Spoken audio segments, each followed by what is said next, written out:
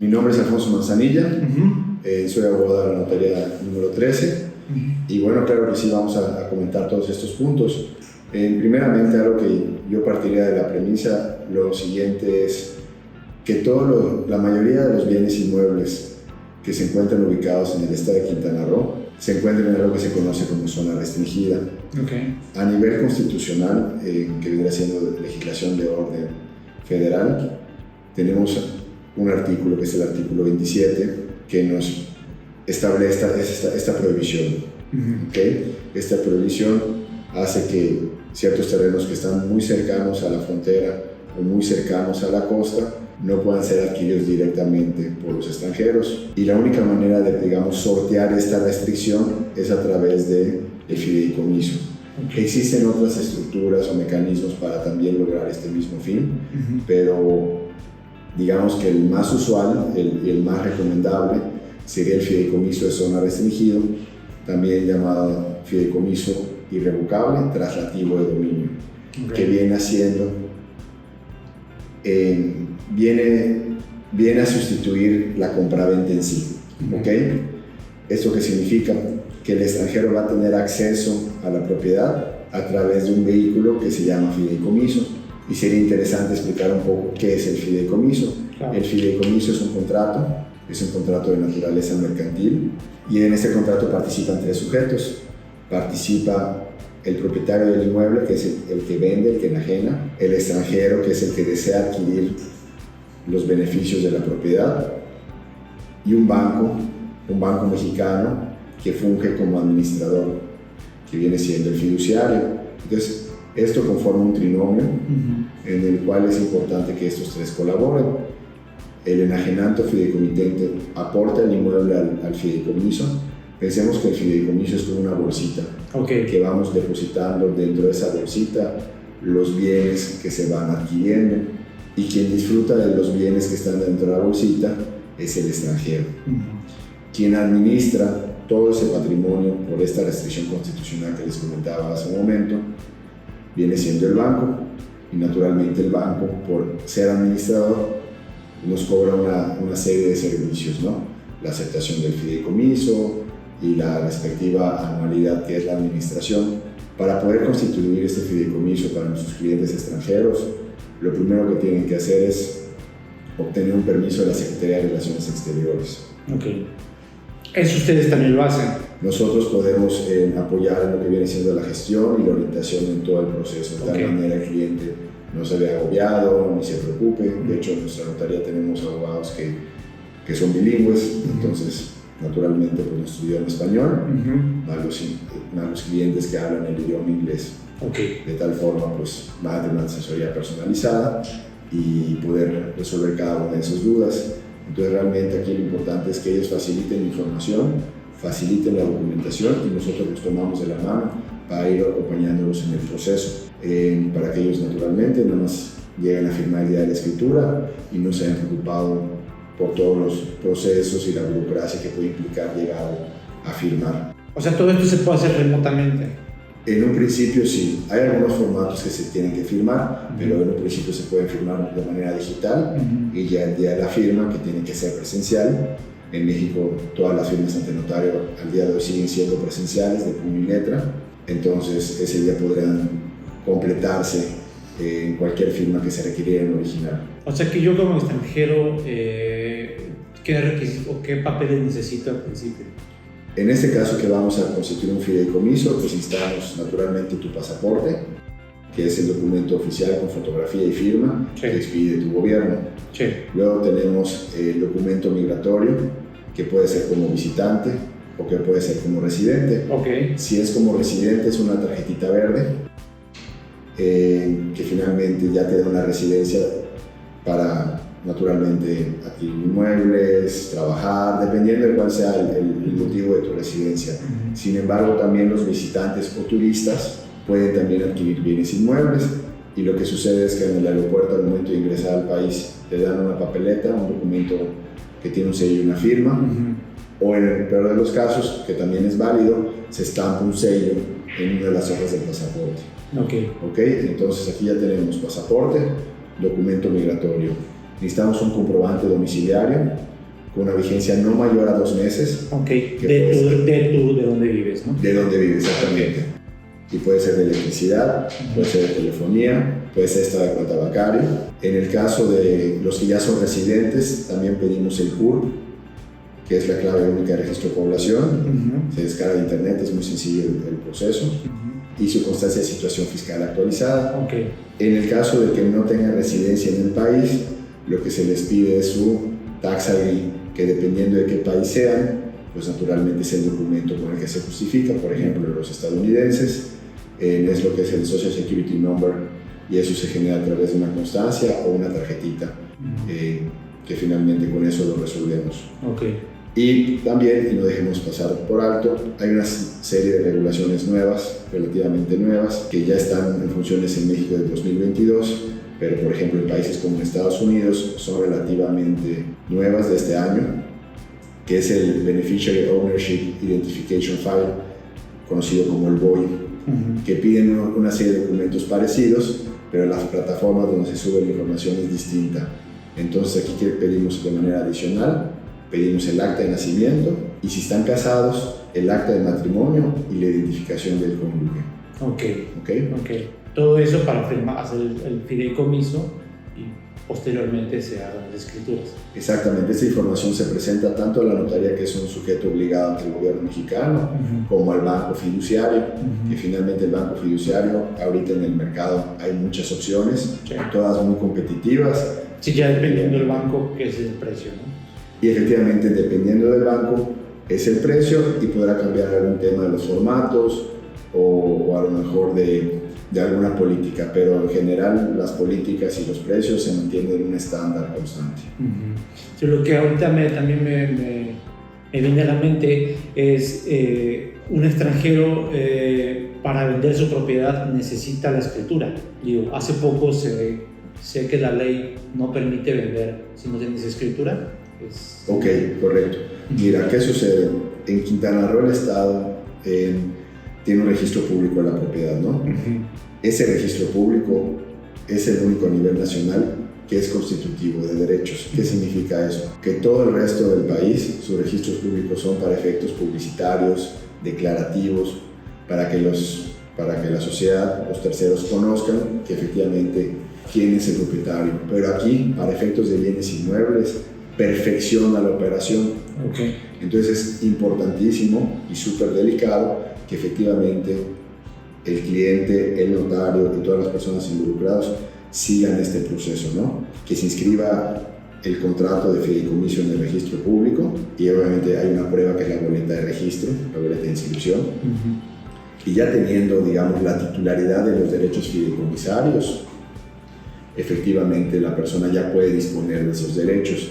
Aquí algo que tenemos que tener igual muy presente es los extranjeros, al obtener el permiso de Relaciones Exteriores, obtienen un permiso por 50 años para disfrutar del uso, goce y disfruto del inmueble.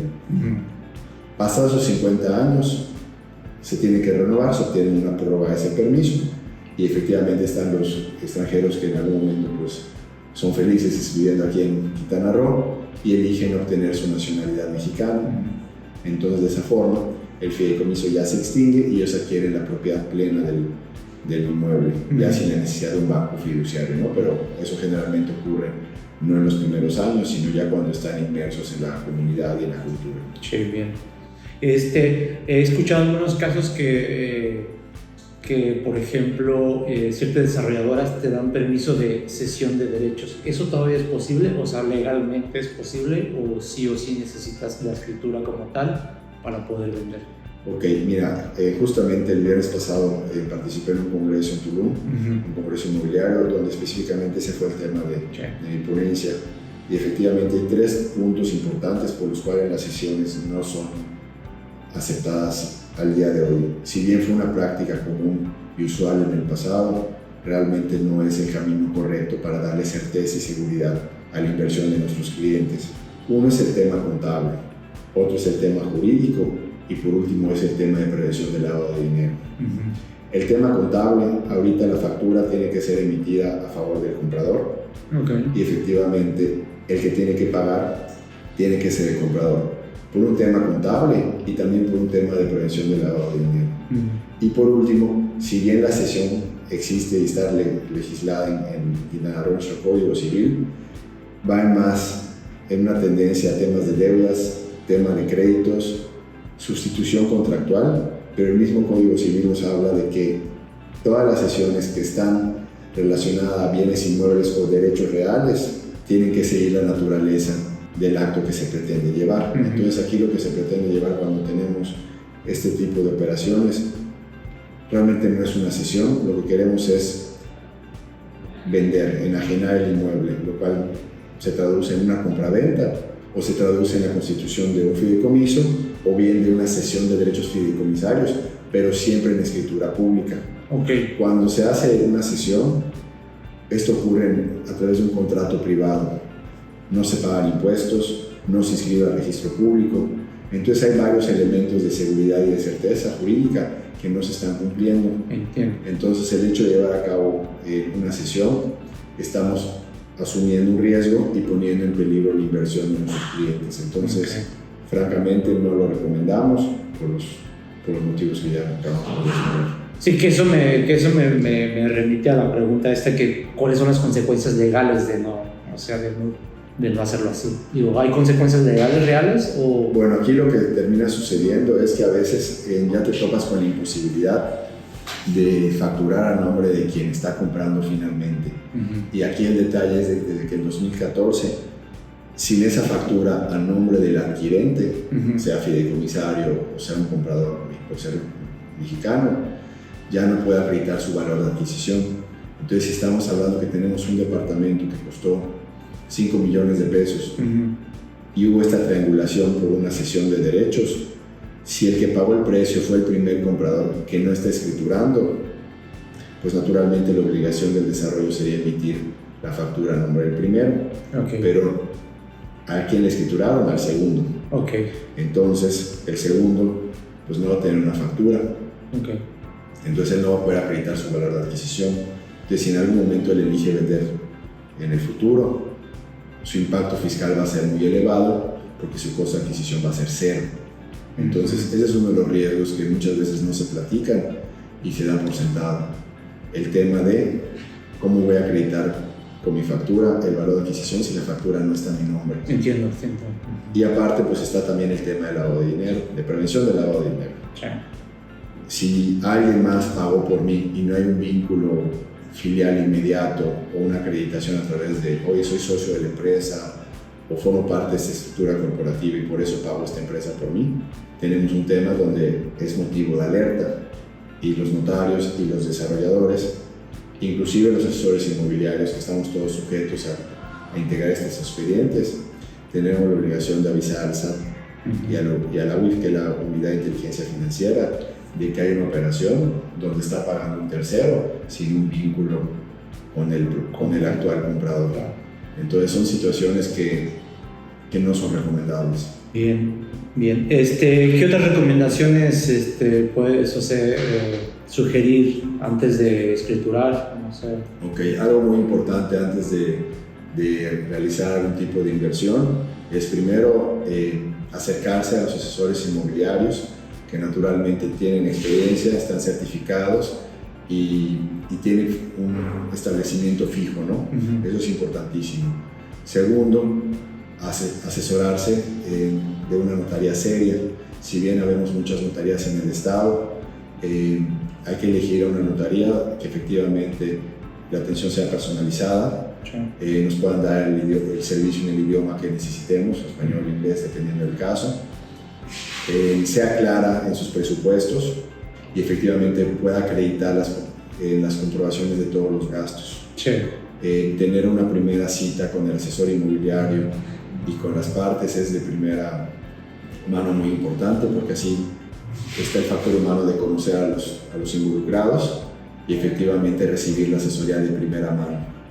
Iniciar un proceso sin asesorarse correctamente o empezar a invertir sin haber realizado un debido due diligence de la propiedad, pues naturalmente esto puede traer a la larga pues meternos en un problema o perder inclusive nuestra inversión. Bien. Que ya cuando recibo yo mi escritura, ¿qué es lo que tengo que revisar? O sea, digamos, ya empiezo el proceso, ¿no? Mando todos los requisitos, se hace el fideicomiso, ya recibo yo las escrituras como tal. ¿Qué tengo que ver antes de firmar la escritura? ¿Qué es lo que tengo que revisar que venga la escritura? Ok, correcto. En una escritura pública, sea de compraventa, sea de fideicomiso, pero finalmente que implica la compra de un inmueble, lo primero que tenemos que revisar antes de firmar es con el abogado que nos está dando el servicio, el certificado de libertad de gravamen, que efectivamente el inmueble no tenga ningún tipo de carga, hipoteca o alguna situación que pueda comprometer el pago, ¿no? Que pueda comprometer que yo adquiera el dominio pleno del inmueble y que el notario haya presentado el aviso preventivo. El aviso preventivo es una noticia, es como ir a tocar la puerta del registro público diciendo: nuestros clientes van a llevar a cabo esta operación de tal manera el inmueble y el folio electrónico en el registro público se vean protegidos y no pudiera haber alguna situación donde hay una doble venta simultánea o algún riesgo de algún embargo, de alguna anotación por autoridad, o resulta que hubiera alguna hipoteca que no tuviéramos conocimiento y que todavía no esté pagada. Entonces el aviso preventivo y el certificado serían el primer documento que tendríamos que revisar sí o sí para tener la tranquilidad de que el proceso está fluyendo. Luego pues están las constancias, la constancia del pago del predial, del no adeudo del predial, del pago de la cooperación por obra pública municipal, su constancia en adeudo, el pago de los servicios de agua y su constancia en adeudo. Aquí muy importante, aquí en Quintana Roo tenemos una concesionaria que es Aguacán, sin embargo quien tiene que emitir esas constancias es la Comisión de Agua Potable y Alcantarillado del Estado, CAPA. Entonces aquí no perdamos esto de vista nunca. Naturalmente también la cédula catastral y el avalúo. En los últimos meses hubo una serie de cambios en la legislación del Estado y ahora los avalúos tienen que estar certificados por el SAT-Q, por la Autoridad Hacendaria del Estado de Quintana Roo. Esto puede implicar algún tipo de variación en los valores previstos, entonces es muy importante tener ese documento antes de firmar para poder determinar con seguridad cuáles son los impuestos a pagar. ¿Ok? Y efectivamente pues el perito se va a encargar de pedir una serie de información, documentos, y un contrato de promesa, fotografías, para ir integrando el expediente y hacer un avalúo con base a cada uno de los puntos que la ley exige. Y también hay algunas propiedades que están sujetas en condominio. De hecho, en la gran mayoría de las propiedades que están ahorita en Quintana Roo están sujetas a un régimen condominal. Es muy importante identificar que efectivamente no hay adeudo, ni de cuotas ordinarias, extraordinarias, ni de fondo de reserva. Es muy importante acreditar que quien emite la carta realmente sea el administrador del condominio, que hay un nombramiento en escritura pública, inscrito en el registro público, ¿ok? Y que quien firma tenga la personalidad para hacerlo, para representar a esta administración. Nos hemos topado en la práctica que muchas veces esa carta luego la firma cualquier persona, o no es el administrador, o ni siquiera hay un nombramiento. Entonces, finalmente las cuotas condominales pueden llegar a ser considerables y a largo plazo, 1 o 2 años, pues ya no estamos hablando de 5,000 pesos, estamos hablando que pueden ser inclusive 40, 50,000 pesos, más recargos, etcétera, ¿no? Entonces es importante que el aspecto condominal también esté previsto. Y finalmente eso es por lo que viene siendo el inmueble.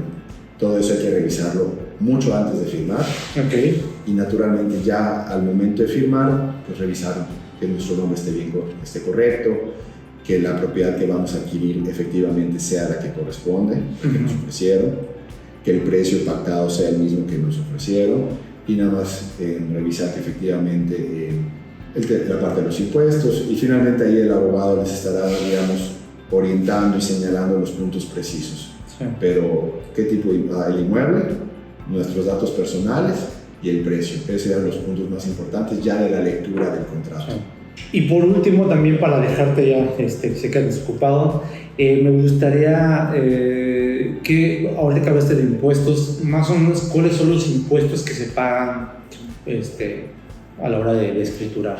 Correcto, mira, a la hora de escriturar tenemos 2 partidas generales. la partida de derechos, gastos e impuestos y la partida de honorarios. La partida de honorarios, pues naturalmente está sujeto a un servicio y por ende se cobra el IVA. ¿Ok?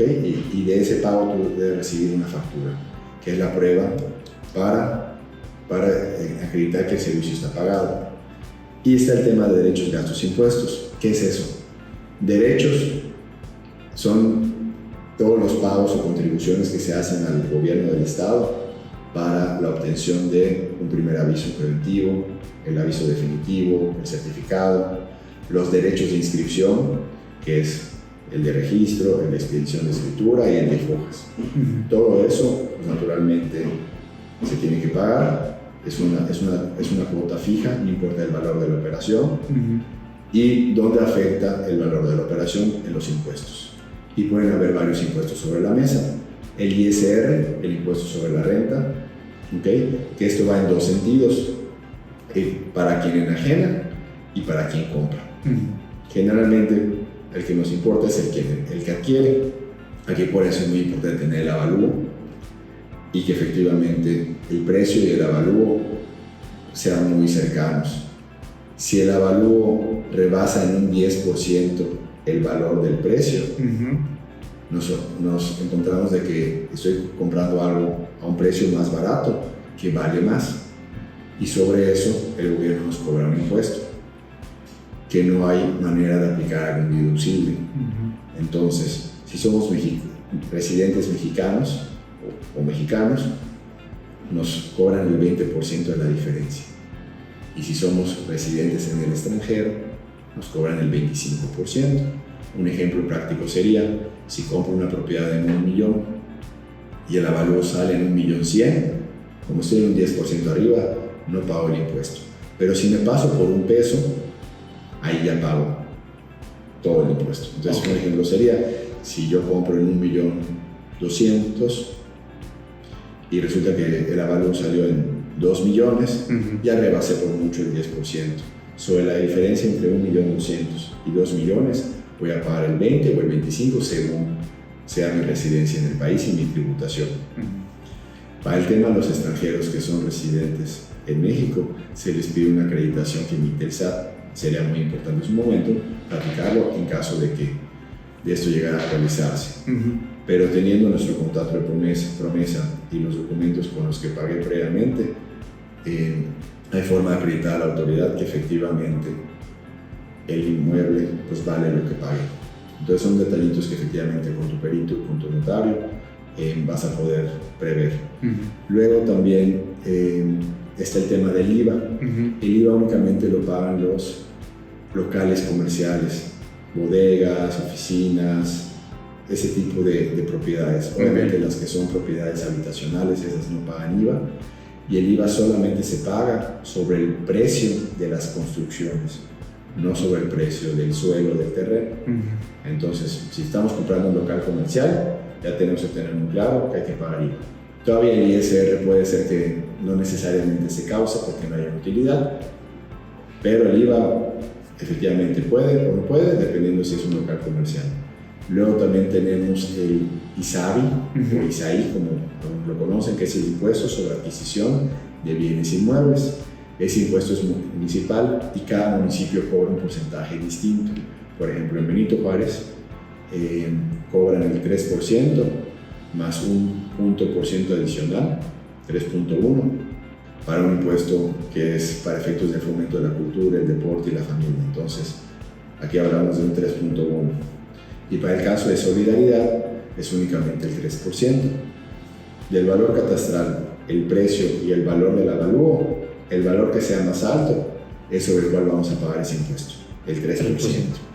Okay, ese impuesto efectivamente es muy importante, todos lo pagamos, no importa que sea a título gratuito o hay una contraprestación, es un impuesto que sí o sí hay que pagar. O sea que el ISABI o ISAI, como algunos lo conocen también, es municipal, o sea, es decir, Benito Juárez, en este caso, nombre comercial Cancún, Solidaridad, Playa del Carmen, ¿no? Tulum, y cada municipio tiene su coste diferente, ¿no? Exactamente, generalmente tienden a estar homologados, pero no, efectivamente cada uno te puede cobrar un porcentaje o un punto diferencial, ¿no? Ok. Aquí lo importante es, por ejemplo, Playa del Carmen, 3%. Entonces ya sabemos que en nuestro presupuesto ahí nos vamos a encontrar con ese impuesto. Más si estoy adquiriendo, ¿no? Eso es algo que tenemos que revisar con mucho cuidado. Sí. Una duda, por ejemplo, ustedes pueden igual escriturar, digamos, nosotros estamos en Playa del Carmen, pero pueden escriturar algo de Tulum. Correcto, sí. Ajá. Y Elizabeth pues corresponde lo que va a cobrar Tulum. Que en este caso en Tulum también es del 3%. Ah, ok. ¿Okay? Tulum y Playa del Carmen, digamos, son como municipios hermanos y generalmente van en la misma línea por el tema de impuestos. Obviamente esto puede cambiar en cualquier momento, Sí. atiende un factor jurídico, político, etcétera, ¿no? Pero Bien. realmente así está. Bien.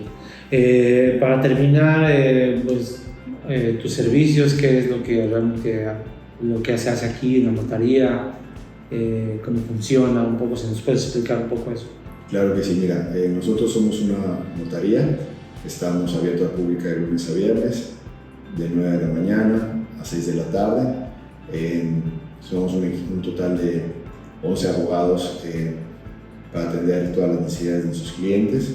Efectivamente, nuestro servicio principal es todo el tema de desarrollo inmobiliario, constitución de regímenes condominales, las individualizaciones de estas propiedades. Obviamente, pues la fe pública es un espectro muy amplio de servicios, pero tenemos testamentos, poderes, cancelación de hipotecas, fideicomisos, compraventas, donaciones, daciones en pago, y así puede ser infinita la lista. Sin embargo, tengamos muy claro que un notario es un profesional del derecho y efectivamente para todo el aspecto corporativo, en la parte fiscal de bienes inmuebles y todo lo que es contratos civiles y mercantiles y societarios, pues efectivamente la gama es muy amplia. Entonces, si efectivamente está vinculado a un bien inmueble o a un tema empresarial, es algo que nosotros podemos apoyar. Ok, bien.